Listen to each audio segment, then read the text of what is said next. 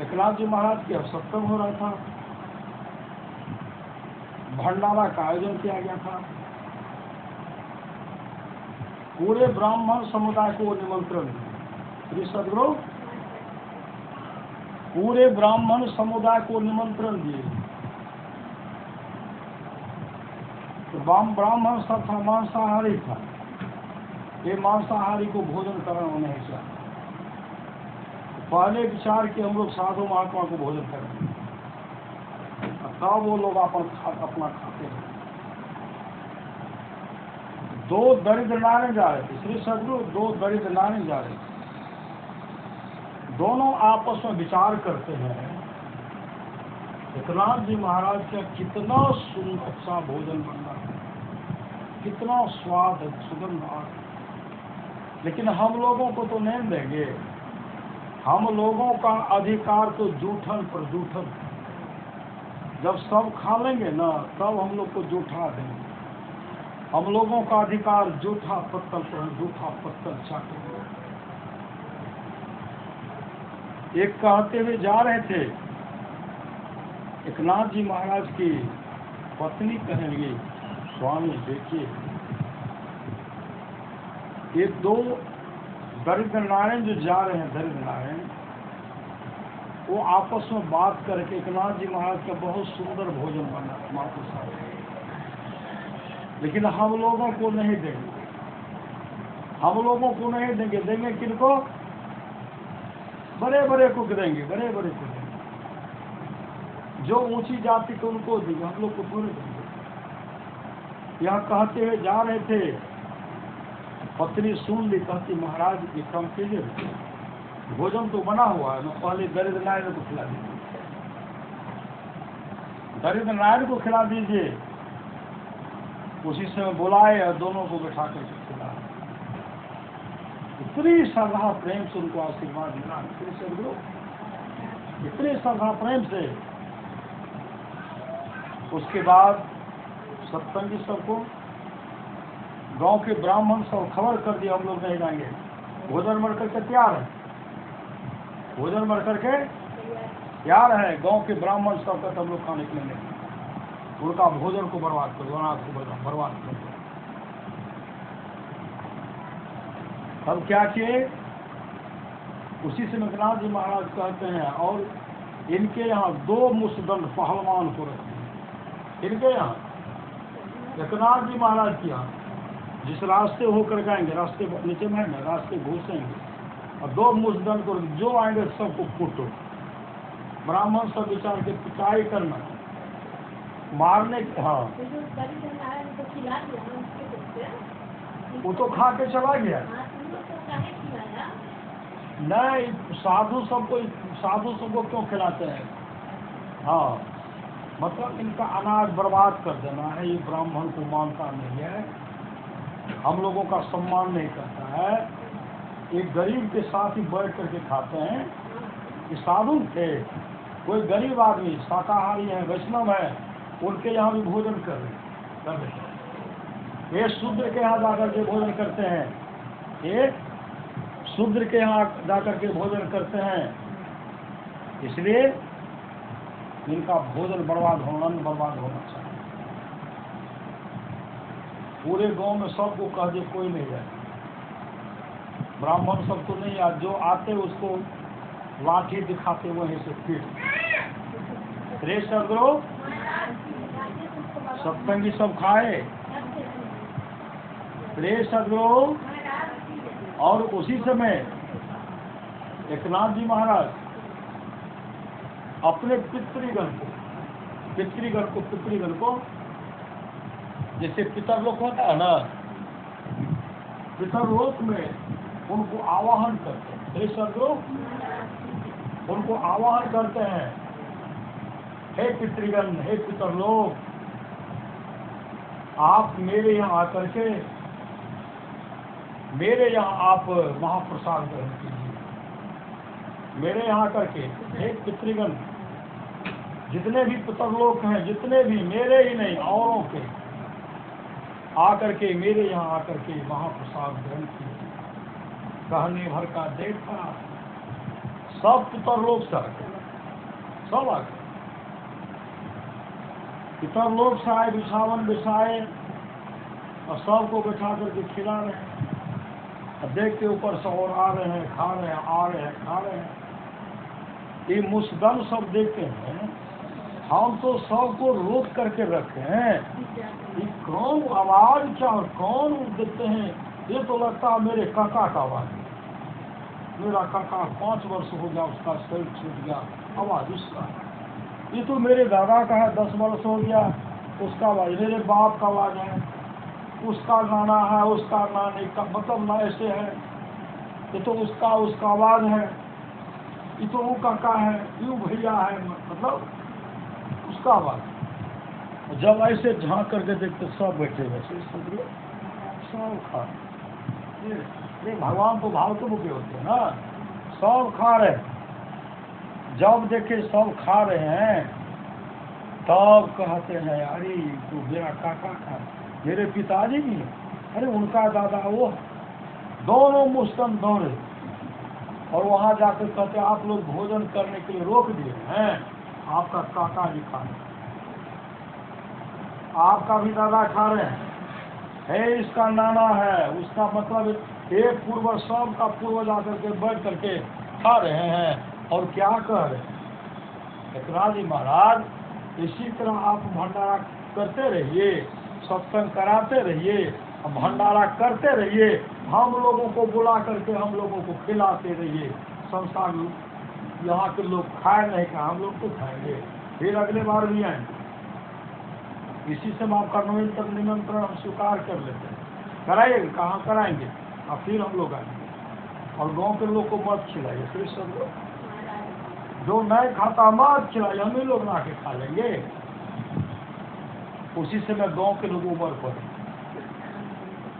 जैसे उम्र के आते हैं ना, जैसे उम्र के आए देखते हैं, तब तक तो सब खा लिए और सब खा करके निकल करके उड़ते ही ये मेरे पिताजी हैं, ये मेरे काका हैं, हे हुई तो हमार दादा छे हो, रो ये हमार काका छे रे, मतलब ये भाषा ब्राह्मण सब बोलते हैं।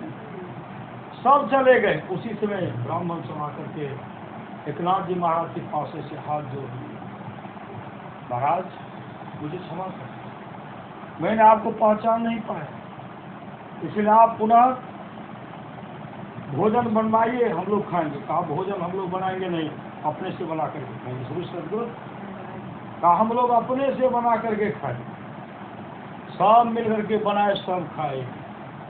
ये जो हम लोग पितृ के आत्मा के शांति, पितर लोग की जो करते हैं, ये हमारे जितने भी पितृगण हैं उनको शांति मिलती है।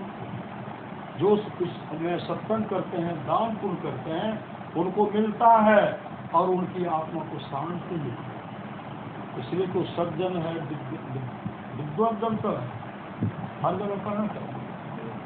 जैसे आप लोग जिस श्रद्धा से पूजा करते हैं भगवान कृष्ण को, गुरुदेव को, खाटू श्याम को, पांडुरंगा को, विठल को, जिस श्रद्धा प्रेम से आप लोग करते हो वो कहाँ करते हैं? श्री सदगुरु बहुत आदमी के बहुत के अंदर वो श्रद्धे नहीं, जहाँ भी सुनता हो नहीं मेरे ऐसे वैसे करते हैं ना, और इससे हमारे पितर लोग को शांति मिलती है और आने वाले पीढ़ी को भी शांति मिलती है, क्योंकि उनके द्वारा जो अन्नदान कराया गया, किसी तरह का दान कराया गया, उनके लिए वह जमा होता। वहाँ जौ पर लोग यहाँ सुख चाहो और सुनी में वचन हृदय दृढ़ है, जहाँ हो सुलभ सुखद मारे गया भाई, भगत मोर पुराण सुख गाई, भगत स्वतंत्र सकल सुख हानि, अबिनु सत्संग न पावे।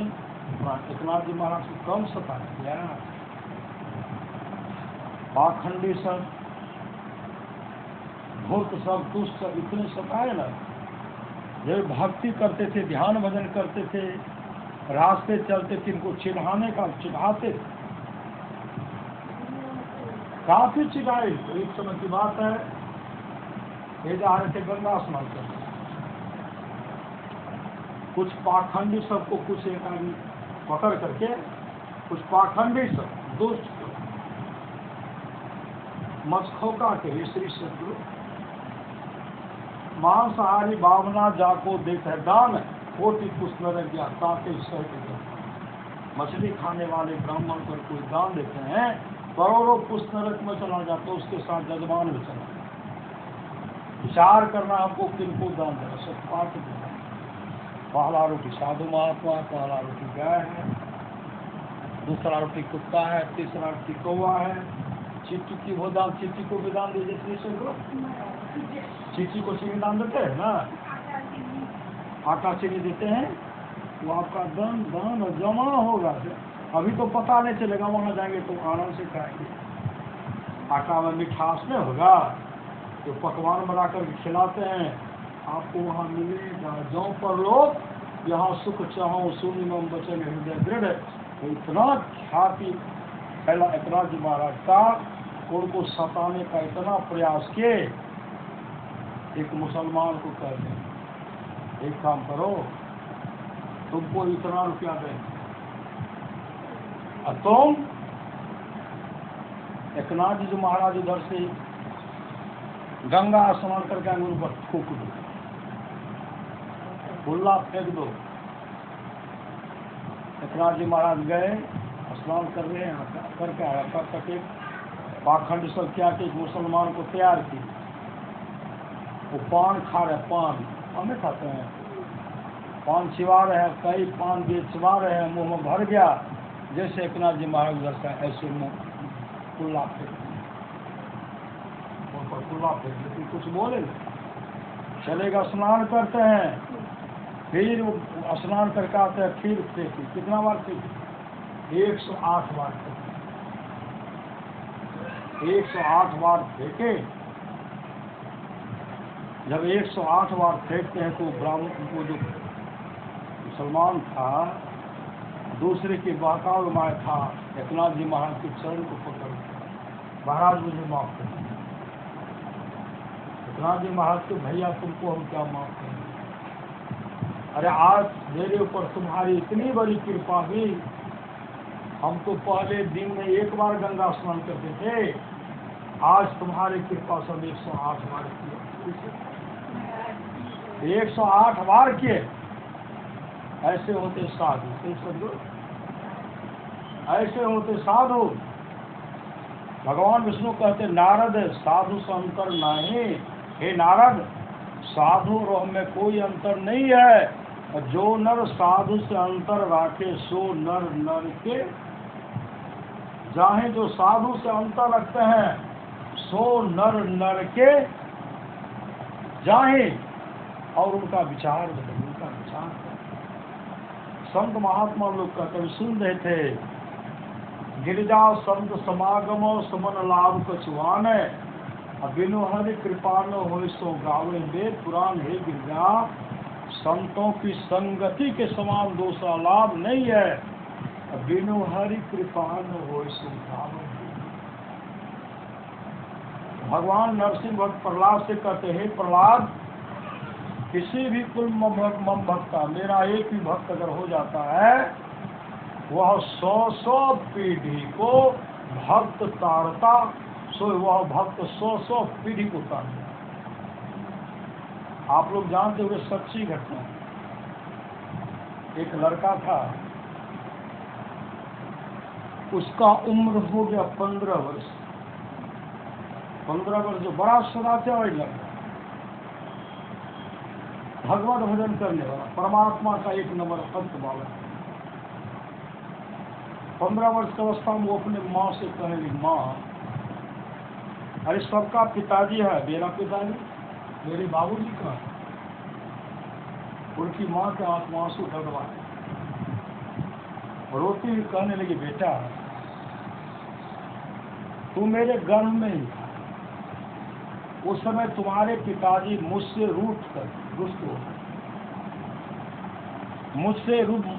रुष्ट होकर के घर से निकल गए। कहाँ है कोई ठिकाना। 15, इस बात को 15 वर्ष हो गए। लड़का कहते, माँ पिताजी का नाम? उसकी माँ पिताजी का नाम बताए, अमुक नाम है। दादाजी का नाम पूछ लिए, पिताजी किस रंग रूप के हैं सब पूछे। सब पूछते पूछते उसी से मैं लड़का के मुख से निकल कर मां, जब तक मैं पिताजी को ढूंढ करके नहीं लाऊंगा तब तक मैं नहीं, मैं जा रहा हूं पिताजी को ढूंढने के लिए। मां रोने लगी, तू कहाँ जाएगा? अरे मुझे छोड़ करके तू कहाँ जाएगा मेरे लाल, तू मत कहीं जा। तुझसे मैं लड़का कहते माँ मैं वचन देता हूँ जहाँ भी होगा पिताजी को ढूंढ करके आऊंगा। माँ के आंख का तारा इकलौता पुत्र सहारा था, लड़का निकल पड़ा। जैसे आगे बढ़ते बढ़ते बढ़ते घनघोर जंगल से घनघोर जंगल से एक जगह बैठ करके ध्यान कर रहे हैं, टीला सा बैठ करके ध्यान करते हैं। उसी समय एक सज्जन उधर से आए, वो भी वहां बैठे हुए। जब ये ध्यान से निवृत्त हुए तो सज्जन कहते बालक कहाँ घर है, क्या नाम है, तुम्हारे पिताजी का क्या नाम है, दादाजी का नाम क्या है, गांव कहाँ है, गांव कहाँ है। वो लड़का कहते मेरा नाम प्रमुख है, मेरे पिताजी के नाम है, मेरे दादाजी के नाम अमुक, मेरे दादाजी का नाम अमुक था, मैं अमुक गांव का रहने वाला। हम पिताजी को ढूंढने के लिए जा रहे, 15 वर्ष हो गया, मैं माँ के गर्भ में था, पिताजी रुष्ट होकर गुजर गए। उसमें वो सज्जन कहते हैं ए बालक अब तुम मत कहेगा, नहीं वो नहीं, अब तुम मत कहेगा। तुम्हारे पिताजी की संगति अच्छी नहीं थी, कुछ बदमाश गुंडों लुटेरों की संगति हो गई, लेकिन तुम्हारे पिताजी उस संगति को छोड़ करके, उनका संगति छोड़ करके निकल करके गए तो बाहर कमाने लगे, कमाए, गलत संगति छोड़ करके बाहर कमाने लगे। कमा करके वो जो कमा करके आ रहे थे उनके पास बहुत धन जो था, उधर से जो आ रहे थे कुछ बदमाश सब तुम्हारे पिताजी का धन लूट दिए और लूट करके सब तुम्हारे पिताजी का हत्या कर दिए,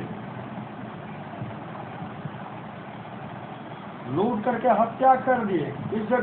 इसी जगह जिस जगह तुम बैठे थे, सब आपस में तुम्हारे पिताजी का प्राण चल रहा था। उसी बीच में जो सब बैठ कर कुछ धन को बांट रहे थे, बंटवारा कर रहे थे, उसी समय उधर से बाघ आया। बाघ को देख करके सब भाग गया, लेकिन तुम्हारे पिताजी की सांस चल रही थी, तुम्हारे पिताजी को बाघ खा गया, इसी जगह खा गया। हम अपने आंखों से देखे, हम तो वृक्ष पर चढ़ गए थे, हम वृक्ष पर चढ़ गए, हम देखे अरे बालक अब तो कहीं मत जा, अब तो कहीं मत जा घर। उसी समय लड़का के आंख से आंसू आता और उनके मुख से निकलता ओम नमो भगवते वासुदेवाय, ओम नमो भगवते वासुदेवाय, ओम नमो भगवते वासुदेवाय। और गीता का चौथा श्लोक का पाठ करता है। जैसे चौथा श्लोक का पाठ उनके मुख से निकलता है, उसी से भयंकर आवाज, भयंकर बहुत विशाल आवाज, विस्फोट। उस आवाज में भयंकर आवाज में क्या देखते हैं, उसमें पूरा लगता है विकराल रूप देखते हैं। और उसमें प्रेत को देखते हैं, धीरे धीरे प्रेत का शरीर हटता है, उनके पिताजी के रूप में पिताजी के रूप पाते हैं। पिताजी का रूप हटता है, भगवान विष्णु के रूप स्वरूप जैसा होता है। इसमें भगवान विष्णु के रूप स्वरूप जैसा हो गया, तो जैसे हुआ उसी से भगवान विष्णु के पार्षद हुआ।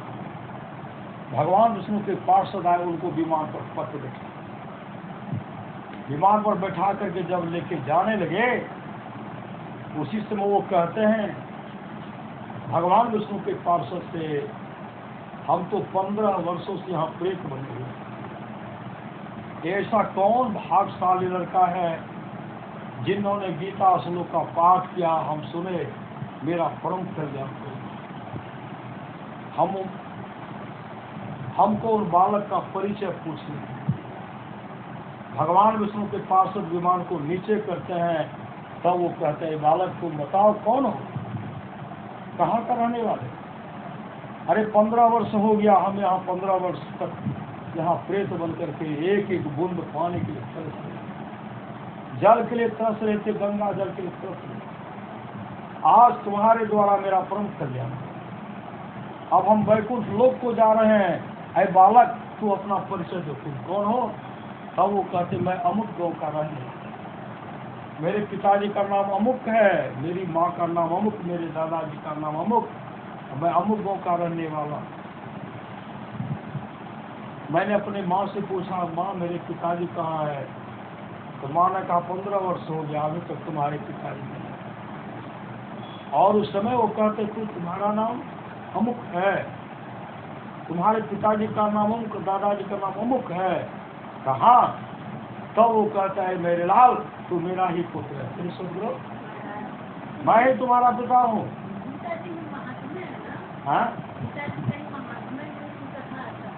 आता है ना? रे सदगुरु, आज तुम्हारे चलते मेरा परम कल्याण। 15 वर्ष में प्रेत बन करके आ रहा है, 15 वर्ष। गीता अध्याय जो है महात्मा का पाठ का महत्व, एक अध्याय का पाठ कीजिए उसका अलग महत्व, दूसरा कीजिए 18वां तक का करते जाए सबका अलग महत्व। अगर कहीं प्रेत बन करके बैठा हुआ कहीं कोने में, अगर उस अध्याय का पाठ करे प्रेत को भागना पड़ेगा, सिर्फ सदगुरु बगले बगले भागेगा। सिर्फ बहुत बड़ा महत्व है हर श्लोक का, अध्याय का पाठ का महत्व।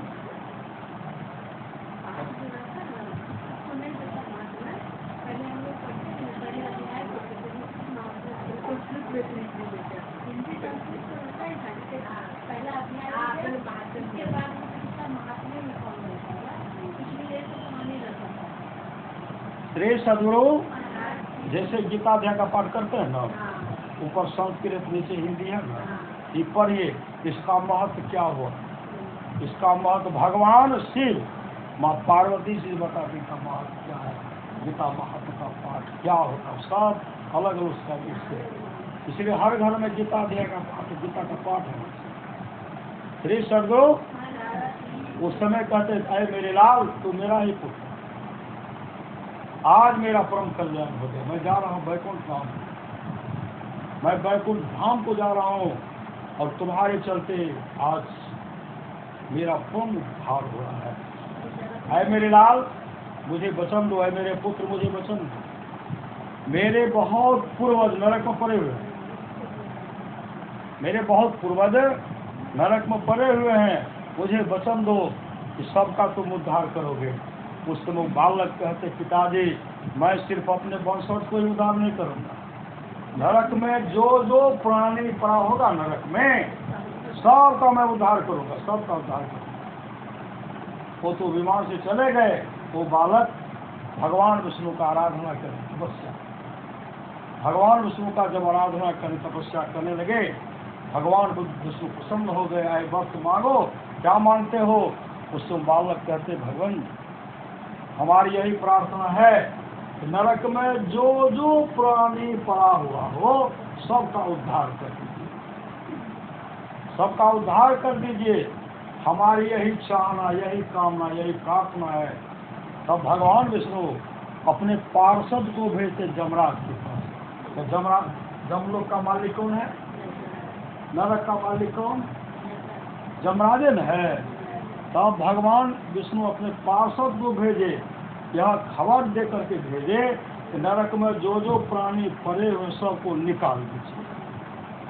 जैसे उनका जैसे भगवान पार्षद कहते हैं कि भगवान विष्णु का आदेश है, आपसे आग्रह के प्राप्त प्रार्थना किए हैं, जो जो प्राणी नरक में पड़े नरक को नरक से निकाल करके उनको स्वर्ग लोक अच्छे अच्छे लोगों को भेज दीजिए। आदेश हुआ सबको निकाल दीजिए। सदगुरु मतलब वही भगवान नरसिंह भक्त प्रहलाद से कहते हैं, प्रहलाद किसी भी कुल भक्त का मेरा एक ही भक्त हो जाता है, वह 100 पीढ़ी को भक्त तारता सोच।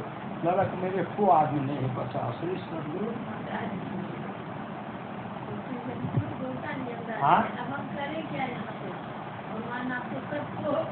सबको तो निकालिए, जब हम क्या करें? जो भी हो जो भी करेगा उसको में नहीं रख सकता, भगवान के द्वारा ही जाएगा। इतना बड़ा महत्व सत्संग का है न, भागवत कथा का सत्संग का इतना बड़ा महत्व है, सत्संग से बढ़ करके कुछ है कहा नहीं। भगवान श्री कृष्ण कहते हैं निष्पाप को धर दे, कोई कितना भी अश्वमेध यज्ञ कर ले, कृष्ण चंद्रायन आदि आदि व्रत कर ले, उसके द्वारा मैं सुलभता से प्राप्त नहीं होता। बस एक सत्संग ऐसा जरिया है जिसके द्वारा मैं सुलभता से प्राप्त हो जाता, उस भक्त के वश में हो जाता और उस भक्त का परम कल्याण। जैसे कि हम लोग को गायत्री मंत्र लिए हुए थे, हम लोग नहीं सोच रखे थे कि हम लोग का गुरु दीक्षा हो गया, वो एक अलग चीज है। हाँ, वो गायत्री जो है ना, गायत्री है छंद में है, गायत्री छंद है ना। अभी जो दीक्षा लिए हैं यह असली मंत्र। 7 करोड़ भगवान शिव कहते हैं, हे पार्वती 7 करोड़ महामंत्र है, और सब जो है मन को भटकाने वाला, चित्त को भरमाने और भटकाने वाला है। 2 अक्षर वाला जो गुरु मंत्र है वह सर्वोपरि मंत्र है। गुरु गीता को पढ़िए। श्री सदगुरु इतना बड़ा महत्व इस नाम का। इस नाम अगर भजन भेद कोई देते हैं, किसी से युक्ति लेते हैं, हम चाहेंगे कि 10 किलो सोना दे दें, उसका उतराय नहीं हो। मतलब इस विश्व का तमाम वैभव दे देंगे। गुरु जो एक अक्षर शिष्य को देते हैं बताए, धरती पर वह द्रव नहीं जो देकर नहीं उतराए। गुरु जो उस मंत्र को बताते हैं, हम चाहेंगे कि धरती पर तमाम द्रव दे करके हम ऋण से उऋण हो जाएंगे, तो देकर ऋण न उतराए, ऋण उतरने वाला नहीं है। तब इसलिए गुरुदेव ने रखा है, तो भजन भेद में कोई रुपया पैसा नहीं रखा, इतना देना पड़ेगा सो नहीं रखा। श्रद्धा से जो दे रहे हैं नहीं दे रहे तो कोई बात नहीं है। और जिस समय आपने मांग किया है तो आप अच्छा नहीं किया। इन सब लोग कहीं देखते हैं, कहीं भजन भेद में बताया दिया जाता है।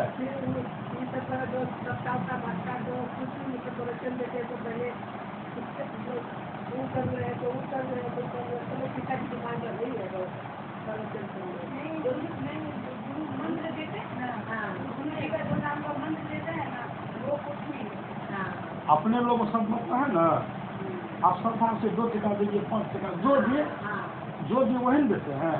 तो कोई मांग करते हैं, कोई मांग करते हैं, और लगा तो मांग होता, बहुत जगह मांग करते हैं, बहुत जगह मांग कर लेते हैं, बहुत जगह मांग।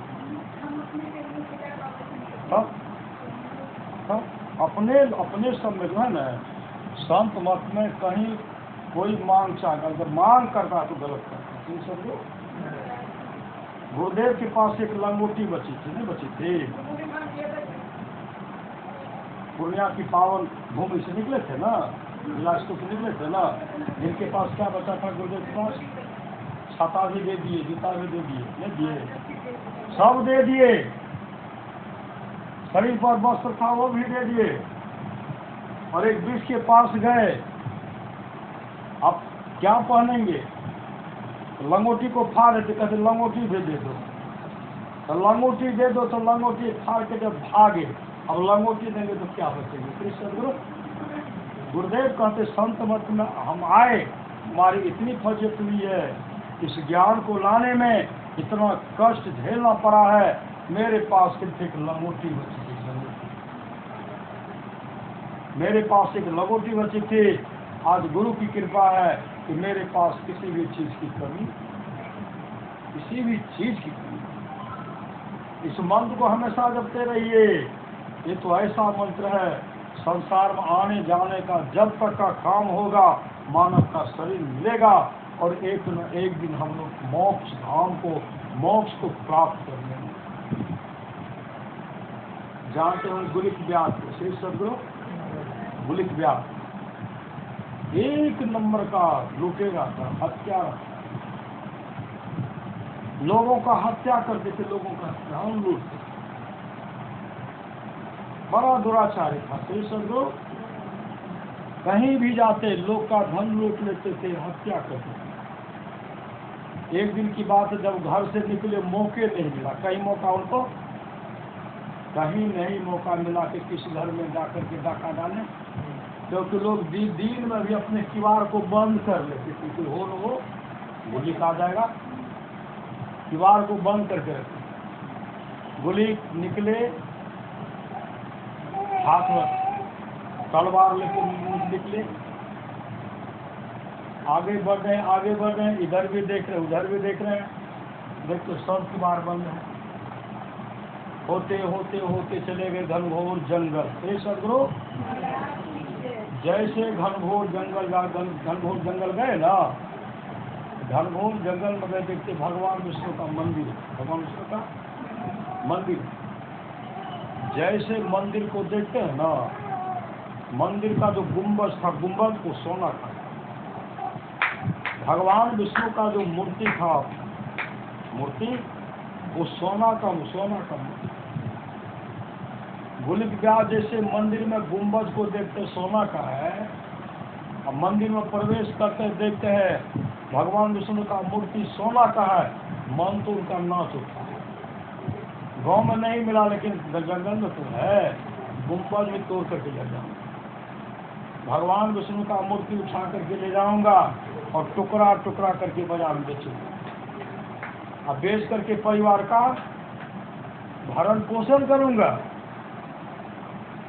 अब बैठ करके पत्नी को कहूंगा खूब खाओ, पुत्र को कहूंगा खूब खाओ, अब फिर मौका लगेगा तो लूट के ले जाएंगे। जैसे मंदिर प्रवेश से उधर से एक ऋषि निकले, उत्तम ऋषि। अभी सुन रहे थे, गिरजा संत समागम और समन लाभ पचवान, बिनु हरि कृपा न हो सो गावे वेद पुराण। ही गिरजा संतों की संगति के समान दूसरा लाभ नहीं है, बिनु हरि कृपा न हो सो गावे वेद पुराण। उसी समय मंदिर जैसे प्रवेश करते हैं, उत्तम ऋषि को देखते हैं, और जैसे उत्तम ऋषि को देखे, गुलिक व्यास के मन में हुआ, रास्ते का अगर कोई रो रहा है, रोकने वाला है, यही ऋषि है। और ऋषि है तो पहले ऋषि का काम तमाम करना, मतलब ऋषि का पहले हत्या कर देना, क्योंकि रोकने वाला यही है। 9 रहेगी बांस, 9 बाजेगी बांसुरी, बांस रहेगी तब न बांसुरी बनेगी। आप इसका काम ही तमाम कर देते हैं। जैसे तलवार लेकर के कूदते हैं, उन पर छलांग लगाते हैं मारने के लिए, उसी समय उत्तम ऋषि कहते हैं, भैया क्या करने के लिए जा रहे हैं? अरे भैया क्या करने के लिए जा रहे हो? गुलिक व्यास कहते, मेरा कोई भाई नहीं, कोई मेरा बंधु नहीं, कोई मेरा मित्र नहीं, कोई मेरा सगे संबंधी नहीं। अरे भैया क्या करने के लिए जा रहे हो? कहा कोई मेरा भैया नहीं, मुझे धन चाहिए, धन। रोकने वाले तुम हो, इसलिए पहले तुम्हारा काम तमाम तो तुम्हारा हत्या। जब तक तुम्हारा हत्या नहीं करूँगा तब तक मैं धन को यहाँ से ले भी नहीं जा सकता। उसी समय उत्तम ऋषि कहते, भैया मेरा हत्या करके अब तुम जो धन लेकर के जाओगे, पत्नी को खिलाओगे, पुत्र को खिलाओगे, भैया अभी तो खिला दोगे, अभी तो परिवार का भरण पोषण कर दोगे। अरे भैया जब तुम्हारा शरीर छूटेगा, शरीर सदगुरु, जब तुम्हारा शरीर छूटेगा, जमदूत तुमको पकड़ के ले जाएंगे। जमदूत तुमको पकड़ के ले जाएंगे और जमदूत तुमको घसीटते हुए ले जाएंगे। और उस समय जमदूत जब कुटाई करेंगे, गीता स्वामी कहते हो गंगाराम तेरा सुगना पिंजरा पुराना हो गया, तुम बैठा है खामोश, तेरा साथी रवाना हो गया, मौत रूपी बिल्ली बैठी है तेरी ताक में, मोड़ तू पछताएगा मिल जाएगा जब तू राख में, ओ मुसाफिर कर तैयारी गाड़ी आने वाली है, तत्काल ही छुट जाएगी सिटी बजाने वाली है, मौत रूपी डाक गाड़ी जिस समय में आएगी, हे गीतानंद यहाँ की सारी संपत्ति कहीं रह जाएगी। है भैया उस समय चीखोगे, हे भारिया, हे पुत्र, हे कुटुंबियों, हे सगे संबंधियों, कोई तो मुझे जम की मार से बचाओ। ऐ भैया कोई नहीं बचाए। गुरबिन कौन मिटावे भवदुख, गुरबिन कौन मिटावे रे, गुरबिन कौन सहाय नरक में, गुरबिन कौन सहाय रे। भैया जमदूत इतनी कुटाई करेंगे उस समय तुम्हारा कोई रक्षा नहीं करेगा। चीखोगे, चिल्लाओगे, काफी दुर्गति होगी। उसी समय उनका ऐसा विचार बदला, गुलिक व्याध तलवार को फेंकते हैं, उत्तंग ऋषि के चरणों में गिर जाते हैं और कहते हैं, हे ऋषिवर, मैं एक क्या, मैं तो बहुतों का हत्या, बहुतों के धन को लूटा। हे ऋषिवर, मेरा कल्याण कैसे होगा, मेरा कल्याण कैसे होगा, मेरा कल्याण कैसे होगा, हे ऋषिवर मेरा कल्याण कैसे होगा। और अपने आँख के आंसू से उत्तंग ऋषि के चरणों को धो डाले, मेरा कल्याण कैसे होगा, मेरा कल्याण कैसे होगा, मेरा कल्याण कैसे होगा। उसी में उत्तम ऋषि कहते, भैया अरे जपो ओम नमो भगवते वासुदेवाय, ओम नमो भगवते वासुदेवाय, ओम नमो भगवते वासुदेवाय। इस मंत्र का उच्चारण कर रहे हैं और गुलिक व्याध अपना शरीर को त्याग दिए, प्राण को त्याग दिए, प्राण त्याग दिए।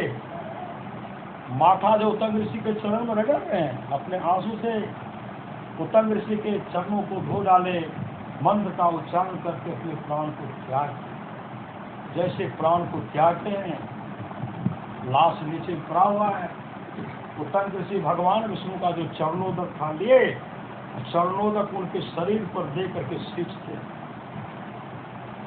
उत्तंग ऋषि का ओम नमो भगवते वासुदेवाय, ओम नमो भगवते वासुदेवाय। हम लोग को संस्कृत में जो भजन भेद दिया जाता तो बहुत तरह का मंत्र है, सबको मिलाने के लिए सब है उसमें,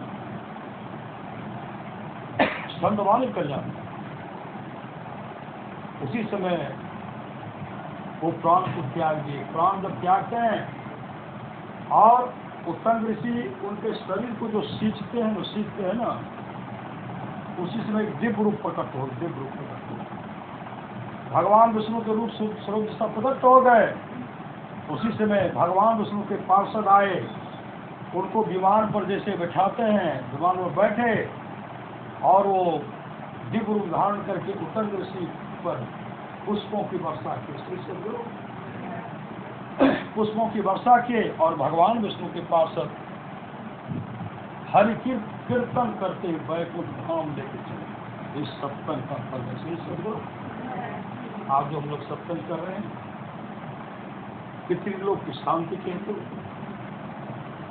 जो हमारे पितृलोक हैं, अरे विश्व ब्रह्मांड में जितने जीव हैं जो नरक में पड़े हैं, सबका कल्याण होना चाहिए। सदगुरु हम लोग ऐसे के लिए जो करते हैं, जो पापी से भी पापी हो, अगर वो नरक में पड़े रहते हैं, अगर उनके लिए प्रथम पुण्यतिथि अवसर पर सत्संग होता है, पापी से भी पापी नरक से निकल करके स्वर्गलोक को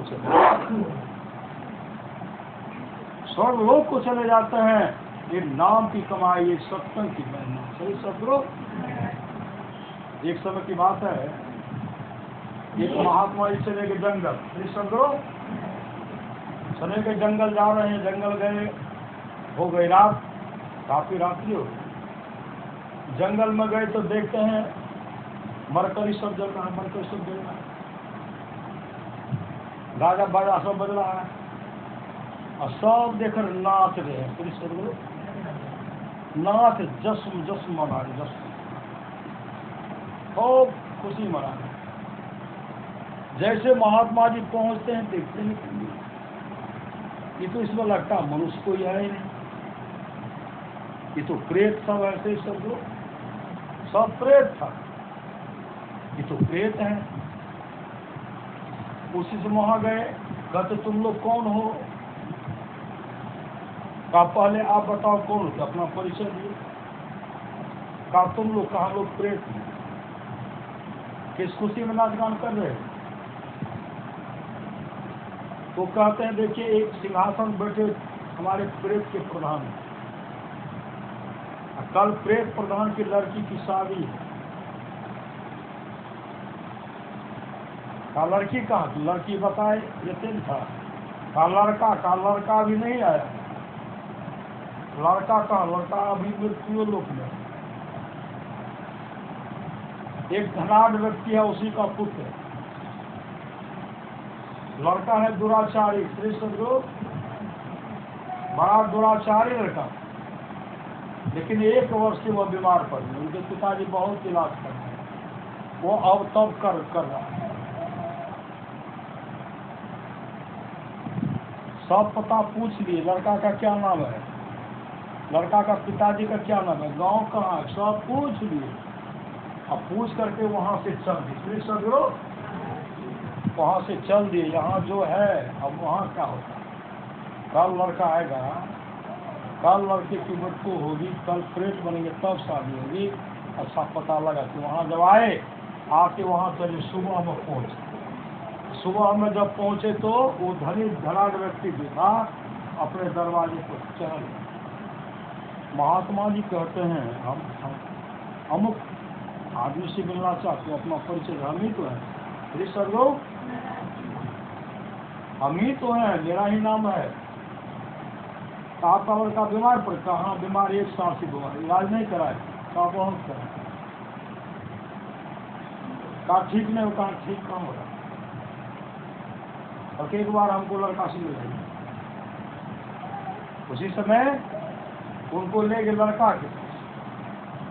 जैसे लड़का महात्मा जी को देखते हैं, प्रभु का चिंतन करते, प्रभु का गुणगान करते, संत को देखते प्रभु का चिंतन, प्रभु का स्मरण करने।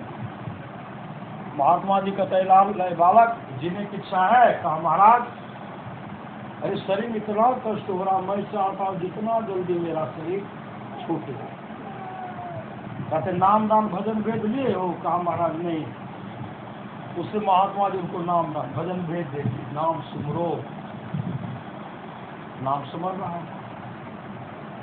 फिर कहते नाम सुमरण को, कहा महाराज में तो भूलिए गए। फिर याद दिलाते दिलाते नाम का सुमरण करते करते लड़का अपने शरीर को त्याग। अब महात्मा जी कहते लड़का को जहाँ जाना था चला गया। अरे वहाँ अब क्या होता, वहाँ हाँ वहाँ तो शादी होगी तो देखते क्या होता है, परिवार के लोग रोने धोने लगे। जब यहाँ से चले वहाँ गए ना, रात काफी रात हो गई। वहाँ जब गए तो देखते हैं पूरा अंधेरा छाया हुआ है, कोई बल्ब मरकरी नहीं जल रहा, कोई बाजा नहीं बज रहा है। सारे के सारे लोग रो रहे हैं। अब प्रेत प्रधान अपने माथा पर हाथ रख करके बैठे हुए हैं। उसी समय ये महात्मा जी कहते हैं आज कल शादी नहीं थी तो उत्सव था, आज तो शादी है तो रुलाई ही उदासी मायूसी। अरे आज तो मंगल गाओ, सब घेर देता तो सिखलाने के लिए चले हो। कल आकर के पूछ लिया क्या होगा तो हम लोग कहे कि प्रेत प्रधान की लड़की है शादी। लड़की कहाँ? तो लड़की को दिखाया। लड़का कहाँ? तो हम लोग के अमुक गाँव में एक धनी व्यक्ति उनका लड़का सन छुड़ा, तब देते क्या नाम है, दादा का नाम है, बाप का क्या नाम है, सब पूछ करके गाँव कहाँ का ले करके पता ले करके जा करके और वहाँ जा करके लड़का को ऐसा मंत्र बता दिया, हम लोग चाहते थे भुला दे और तुम कहते थे याद हो रहा, याद कर रहे हो जी मंत्र को। हम लोग भुला देते और तुम याद दिलाते दिलाते उसको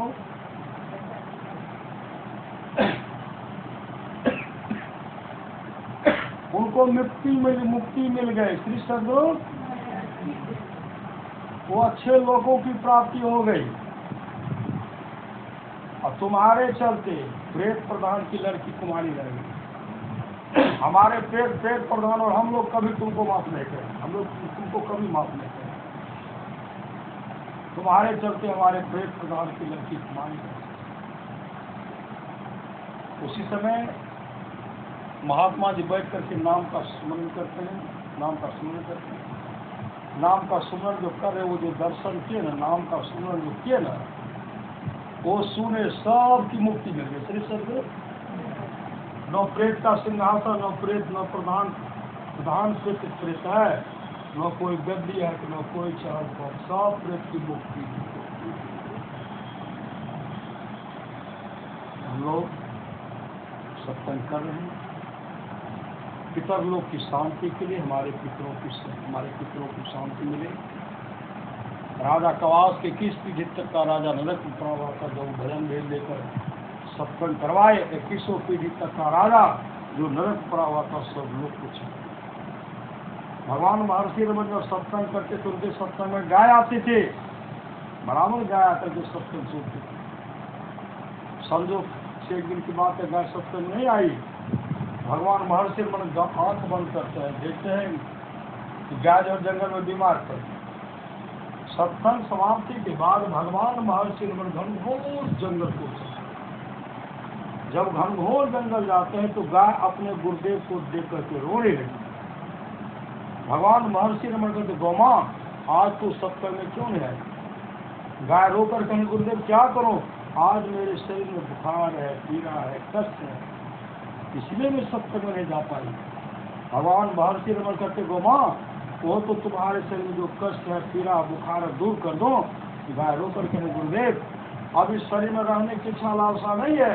आपके पास जो आकर मैं बराबर आपका दर्शन किया करते थे, सत्संग श्रवण किया करते थे, उस पुण्य के चलते अब इस शरीर को परित्याग करूंगी। अब परित्याग करके दिव्य रूप धारण करूंगी। विष्णु लोक से विमान आने वाला है, उस विमान पर बैठ कर विष्णु लोक को चले जाऊंगी और भगवान विष्णु के चरण की अधिकारी बन जाऊंगी। उसी समय गाय अपने गुरुदेव के सामने अपने शरीर को परित्याग करती है, दिव्य रूप धारण करती है। विष्णु लोक से विमान आता है, विमान पर बैठाकर हरि कीर्तन करके विष्णु लोक लेके चले गए और भगवान विष्णु के चरण की अधिकारी बन गए। ये सत्संग का फल है। करिए सत्संग को बाधा से कर बिठा, ये अवसर के ज्ञान दुर्लभ लक्षण का कभी सुन लेते धन की दीन गति है। पहला क्या है? पहला दान और दूसरा भोग खाइए, या तीसरा ना। सच्ची घटना बता रहा हूँ। एक महात्मा जी पहुंचे,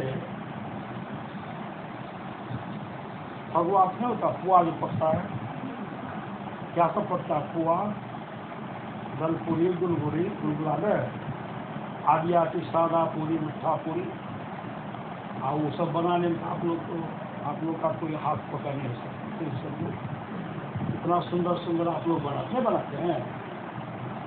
तो माता जी बना करके भोपली में रखते थे, भोपली में। महात्मा जी पहुंचते हैं, माता जी मंदिर में दो दुखियार नहीं आई, शरीर का वस्त्र भीग गया, कांप रही, थर पहनने के लिए साड़ी दे दो, वस्त्र दे दो, और ओढ़ने के लिए कोई अच्छा घर का कम्बल है, रजाई, और भोजन भी दे दो। भोजन कंजूस ने क्या किया? श्री सदगुरु भौकली ला करके दिखलाते, पुआ, दलपूरी, गुलगुला, भुजवा दिखलाते हैं, खीर दिखलाते हैं, दही है वो भी दिखलाते हैं। महात्मा जी कहती यही सब दे दीजिए, नरम है, दांत नहीं, खाने में ठीक नहीं। कंजूस ने कहेंगे हम कभी खाए नहीं छे बाबा, एकरा को तकरा कतो दो, कुछ तो दे दो माता। कहने नहीं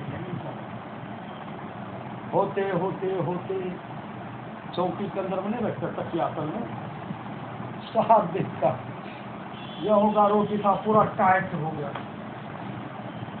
याद पड़ा निकालते हैं, कहना बाबा लाए।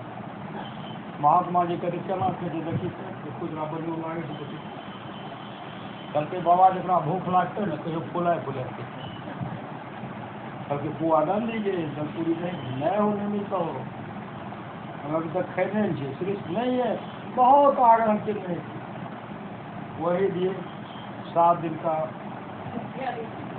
रोटी चना का सत्तू दिखाए करके चने के सत्तू डाल दे वो अपना ख्याल रखने तो होते होते आटा नहीं चालते हैं चलनस जो बचता है वही चलनस पूरा जमा था करके हाल है ही बाबा करके चलनस केना खेतेगे करके कहियो घोर का पीते जरा भूख ला घोर का पीते करके चना का सत्तू डाल नहीं मिलता सब बहुत आग्रह किए करके कुछ पिन्हे ले होते होते नजर जोड़ाते लालटेन सब पहले नहीं पोसते थे लालटेन शीशा काला वाला जो साड़ी फटा चित्रा था वही साड़ी एक तक करेली अपने थी तो दोसर नीमो के 6 करी तो फटल चिथरा ओहो में पूरा कारिक लगा श्री सदगुरु कारिक लगा करते हाला बाबा दादियों का फिर महात्मा जी कहते देखी भंगल छो कारिक लागल कहते माथा भोको छो जरा पिन्हे के तो पिनते जब पीतल से तो पिनते न हो तो बढ़िया बता दें तो अपना लखी पिन से मन नहीं कल के वो है कुछ जाती तो बढ़िया ढंग के होते होते कमल दिखलाए रजा दिखलाए होते होते याद अखाड़ महीना में जब सुजनी गंध भटिया गंदा है थे वो टट्टी पर दे दी खिंचना काहे के लिए पड़ेगा बरसे के पानी से साफ है अखाड़ सावन भादव आश्विन कार्तिक अगहन पूष माघ फागुन 9 महीने से टट्टी पर रखा हुआ अनहर झक्खर सब पानी सब चोट से जैसे उनको उतारते हैं तो तथा पापड़ के तरह टाइट था सुजनी और हला बाबा वर्ष और देखे कि कति गंदा से वो गंध करे तोरे का नाक में जाए दोहन वर्ष जरा जार लाख के अपन वर्ष थे महात्मा जी बहुत आग्रह थे लेकिन दिए नहीं पोटरी बांध करके रखे एक पोटरी दिए उसमें 7 दिन का रोटी है चलनस है और फटल का साड़ी जिसमें कालिख लगा हुआ चिथरा तो ही है और उसके बाद पापड़ के तरह टाइट सुजनी है एक गट्ठर में बांधे गट्ठर बांध करके आंसू बहाते महात्मा निकलते अब हरली के कत्ते समझेंगे अंतिम में गए उदार माता के पास जैसे उदार माता के पास के वो गट्ठर रखते हैं कहते माता जी मंदिर में 2टा दुखी आदमी आए थे कपड़ा भिंगल से थर करे थे पिन्हल कुछ दे दो वरह दे दो कुछ खायल दे दो वहाँ अधिक नहीं बोले चलो माथा पे यहाँ चेक ले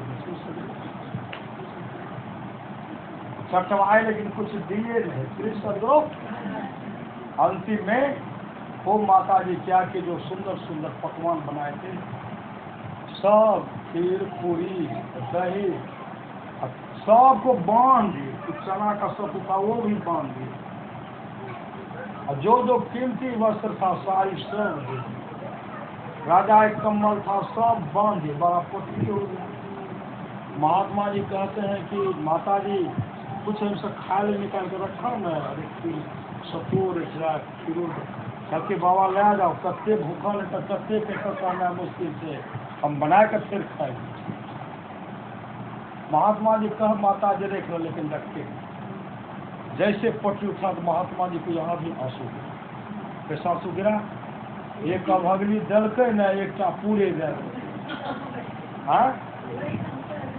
आंसू बह गया जैसे गट्ठर लेकर के मंदिर में रखते हैं मंदिर में फिर कुछ देर के बाद जोरों काम हुआ तूफान चला, पत्थर गिरा, मूसलाधार बारिश आई। शाम होने को चला, दोपहर में शाम होने को चला, बरसात बंद रहना बंद ही नहीं कर। शाम होने को चला, जब बरसात छूटा न, कंजूसनी उधर से निकली। चला चला जब मंदिर बाबा कभी कुछ पीने लावा, कुछ वो लावा, कुछ खाए लावा, वहाँ कंजूसनी। जोर से कहीं चलम निकलो, जब बाबा कभी दो वहाँ कुछ पीने लावा, वह लावा, खाए लावा। उदार माता कर कहते जब बाबा कहते नहीं चलो न, उदारो माता निकलो। कंजूसनी जोर जोर बोल आगे आगे, उदार माता कुछ नहीं बोली। जैसा मंदिर जाए तो महात्मा जरा का लाल चंद्र कर देख रहा,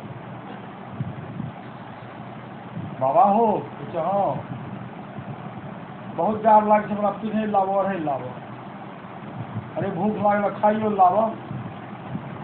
महात्मा जी कहते तो खैली नहीं बन करके खुआलो, अन्न ढक्कन से ले, नहीं भोगली के संभाल सकलिए, नहीं खीर के बर्तन का, नहीं दही के बर्तन का, कतः गले कहना सुंदर सुंदर कपड़ा रजाए, कतः गल नहीं ला पते नहीं छो, सब ला चुरा के लाके हवा चल गए। अवतार माता कुछ नहीं बोले। महात्मा जी कहते मंदिर जो और दोनों के गठर बांधल छो, आपन आपन गेठरी बांध के खोल के चीन के लगे, आपन आपन गेठरी संभारो बांधो सखिया, वहाँ नहीं कोई चाहे उधार, आपन आपन गेठरी चीन के ले ले। जैसे कंजूसनी भीतर पहुँची कि हमरे गठर छे बाबा जरा देखलो नहीं ले, कल कोई आवे कोई आवे वाले, कहलो तू आयल छे, कल तो ही आवे वाले रे, बहुत आग्रह के देली। हे हो बाबा केना पीनबे, केना बढ़बे, केना खेबे। महात्मा जी कहते बहुत आप मथा नहीं भुका, पहले भुखाए दे, जना जना कहली तेना तेना कह, कहली न पीनते पीन ले, वरते तो वेर ले, तो ही कर लिया। हम कहलिए माता जी रोटी काट छुटकारा छे तो सब हुआ गुलगुला दे न बोली रहे। 7 दिन की रोटी कल कभी फुलाए फुलाए कर, तो फुला फुला खो न, कल के चलना से केना करे, कल के केना करे खाए ला, घोर ले पी ले, माता मत होगा तो सब। उदार माता के गठर के बाबा सब कुछ तेहन छे, उसके माता जी हमारा कमी से हमको साधु से देखो कते मतलब छे, हमरा दया आबि गेलै तोरा दोनों पर, लेकिन क्या भगवी चकला में तो चकला। जब उन्हें ताके महात्मा जी को उधर मत देखो, इधर अपने गठरी अपन अपन गठरी संभारो बांधो सखिया, वहाँ नहीं पहुँचाए उधार। संत महात्मा साथ नहीं करना पड़े, इसलिए जीवन में दान भी कीजिए। राजा श्वेत अपने जीवन में दान नहीं किए थे, जिसके चलते अपने उनको अपने शरीर का लाश को खाने के लिए आना, वो लाश आकर के खड़े।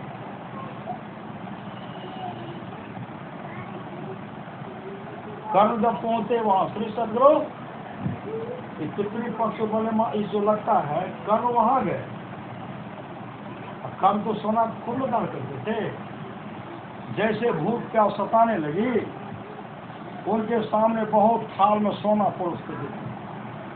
कर्ण सोचे स्वर्गलोक का कोई मिठाई होगा ना, चमक रहा है।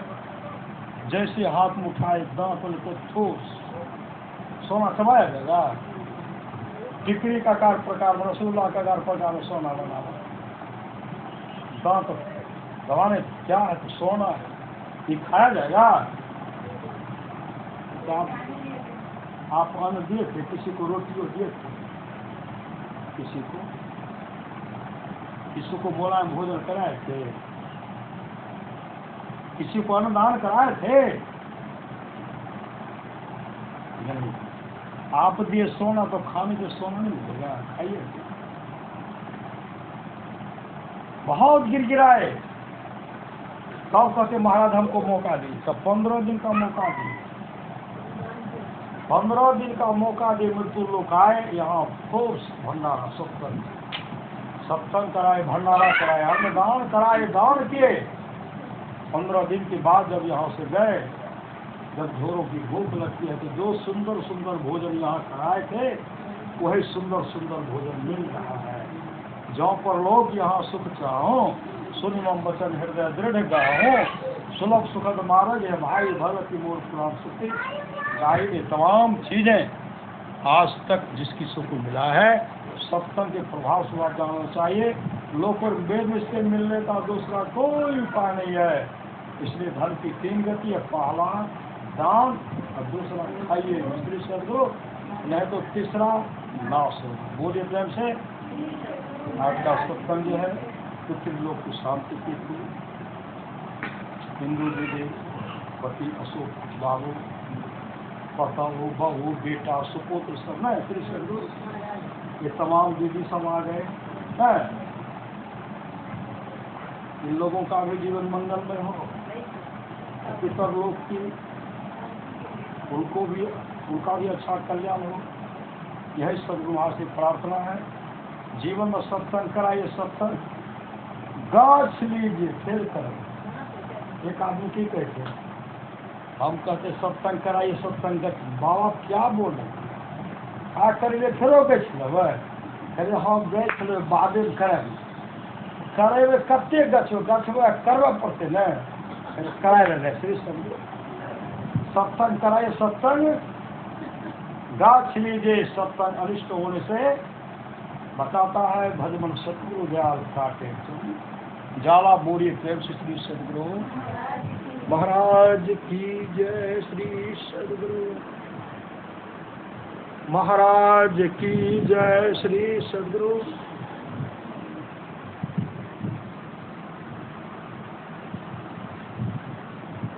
श्री सदगुरु। उठिए उठिए श्री सदगुरु, ऊपर उठिए उठिए श्री सदगुरु।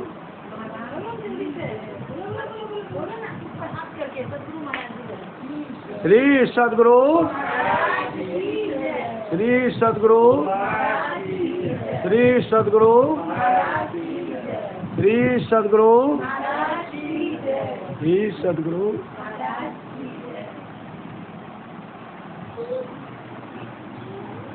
श्री सदगुरु श्री सदगुरु।